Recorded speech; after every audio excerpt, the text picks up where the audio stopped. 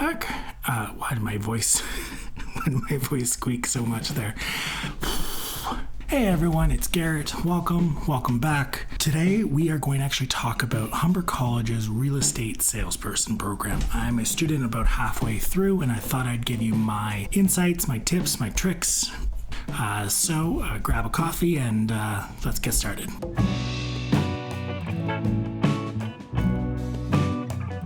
It's a pretty straightforward process. You apply on Humber College's website, not the ontariocolleges.ca. Basically, every other day you could potentially have a start date. It's asynchronous learning, and so you can start it and study at your own pace. You submit your high school transcripts, and if you're like me, I have no idea where those are. You can use a copy of your university degree or college degree if you have those, and if not, I would suggest just reaching out to Humber to figure out some alternative methods. You have to be 18 years or older. You actually don't ever hear from or see a teacher, either like live, like if you were in a virtual classroom, or even like a pre-recorded lecture, which is, I thought that would be a thing, and it's not. And I think that's just a big miss. You can pay extras to have a review on each course, but that's sort of like at the tail end. There are videos in each course, but a video would be in a certain course or a certain lesson, and it's maybe a minute long. And if you love stock photography, it's going to be full of stock photography, some graphics and some icons, and that's it. With a lot of voiceover acting and looking through slides each single day of your life. So you have 24 months to finish the course from the first day you start and your registration is approved until the end. I think most people are sort of hoping to have it finished around the 1 year mark, but if you got to take longer, and if you can manage to finish it earlier, I mean, good for you. So you have 5 months on each course to complete. For that's course 1, 2, 3, and 4. And then the simulations, you either have 1 week or it's the multiple weekends.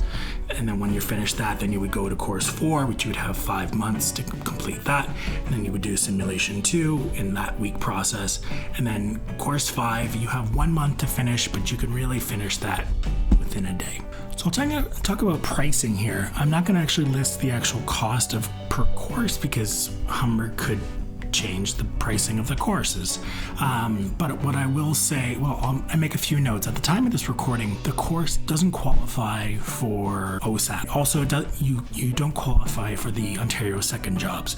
So if anyone out there who is looking for a second job, especially during the pandemic, unfortunately you don't qualify for that. And I was in that boat, losing my showbiz gig in the pandemic because live events and coronavirus do not go well together.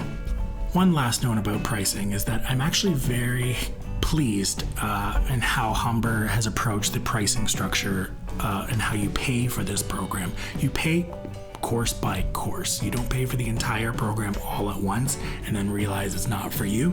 You sign up pay the application fee, and then you pay for course 1, and then you pay for your course 1 exam.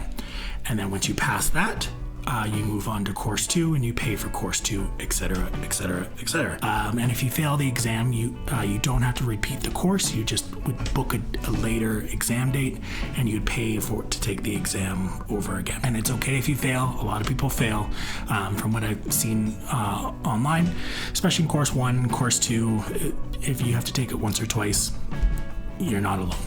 Speaking of being not alone, so yes, you are studying at your house and you are looking at your computer and you are clicking through slides. That can feel very lonely at times, but there is a community out there. There's actually a few communities. There's I think there's about 3 different Facebook groups. I'll put the names here.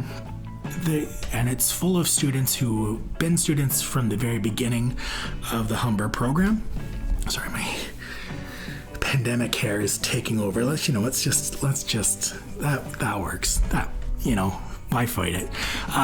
So speaking of being on your own. Yeah, so there are these Facebook groups and people are asking questions and people are trying to get clarification because there are no professors and there are no TAs, and so we kind of have each other, and you hope to learn from someone who's a few courses ahead of you, answer questions that you might have in regards to the upcoming exam, because the exams can be kind of tricky worded. One unpopular opinion about the Facebook groups. If you're the type of student who can easily be stressed out by listening to the anxieties of other students, you might want to turn the notifications off on the Facebook groups, because there's probably 20 to 30 posts per day, and if you're in all three groups, you are probably going to be bombarded with notifications of people stressing out about proctor track way to deliver and take your exams, or just the pace of the course or how fast they should take it. And once you are in the course for multiple months, you will see people asking the same questions and over again, especially the newbies, just because it hasn't been properly relayed to them of the process and what they have to do. And so you'll constantly see the same questions over and over again. So I would just suggest kind of turning off the notifications, and when you have a question, go and search the Facebook group to see if someone's asked it before, because they probably have, and there's your answer, and you don't need to post. But if you found something that you really need more clarification on, post away. And there's people are starting like chat groups and WhatsApp groups, and who are like in that course, they're in Thunder Bay and Ottawa and Toronto and Windsor, and there's other ways to learn within those groups. There are Minicram and Pass It, and there's audio Quizlets, and there's a number of opportunities, and there's probably going to be more. I found some value in choosing a third-party service with Pass It, just because I hadn't been in school for a number of years. I'm not in my 20s anymore, still in my 30s, but it's been a while since I've had to take an actual structured exam and think theoretically, because I've just been working in the entertainment sector and working on shows and stuff like that. And so just kind of thinking and studying and kind of getting my head around that took time, and I found real value in paying that little extra money just to go into exam mode and to think of how to properly take the exams, because they can be, as I said earlier, they can be a little tricky, because in this world of real estate, there's going to be contracts. There's going to be lots of contracts, and you do not want to screw up. Yeah, so I think I'm probably going to do another video about exams. What I will say is that take your time in each course. Don't rush to book your exam, because things come up. You might be burnt out. There might be a pandemic going on, and you are just stressed, and you are juggling full-time work, and you have kids, and you have the latest season of Mandalorian or WandaVision, or stuff comes up and things get busy, and how the exam booking works is that you have to finish the last slide in the course, and then the software knows that you have completed the course, and then it takes about an hour to finalize your course, and then you can go in and book your exams. And then about 2 weeks from that date is usually when you can start booking exams. But people have found little tricks and hacks, and you'll see them all over Facebook, of clicking in advance and then kind of trick the system and then book their exam, and they think they'll be done in 3 weeks, or they'll think they'll be done in 6 weeks, and then go back to studying, and then realize that they might have shot themselves in the foot with an exam.